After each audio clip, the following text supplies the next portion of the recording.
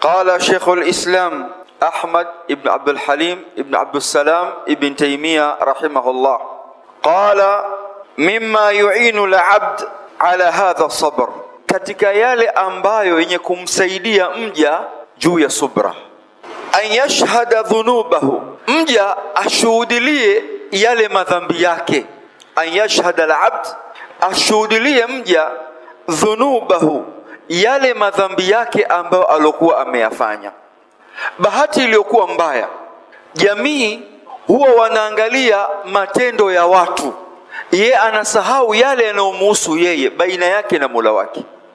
Kwa Sheikhul Islam Ibn Taymiyyah rahmatullah alayhi anasema kitu kitakachomsaidia mwanadamu katika maisha ya ulimwengu, an yashhada dhunubahu, ashuhudilie dhambi zake mwenyewe katika moyo wake.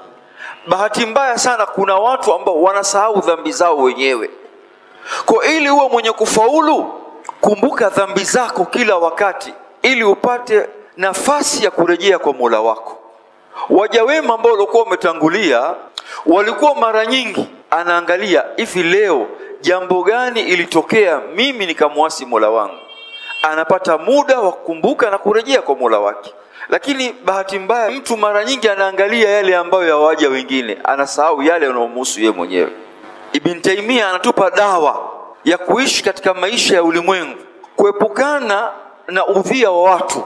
An yashhada dhunubahu, ashuhudilie dhambi zake. Akiweza kukumbuka dhambi zake alizomwasi Mola wake, hapo utakuja kukumbuka kwamba anna Allaha, hakika ya Allah, sallatahum alayhi bidhambihi, Allah aliwasalitisha viumbe juu yake yeye kutokana na nini? Dhambi yake.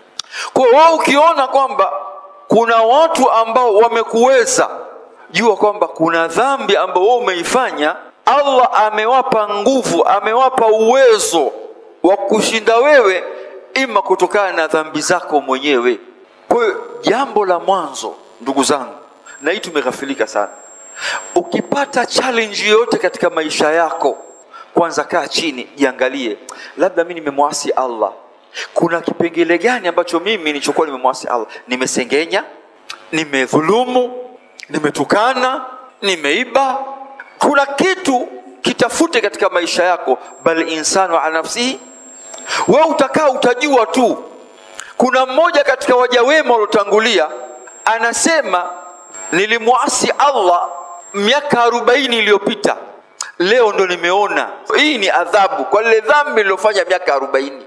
Yani mtu anajua kwamba kuna dhambi miaka 40 alikuwa amefanya.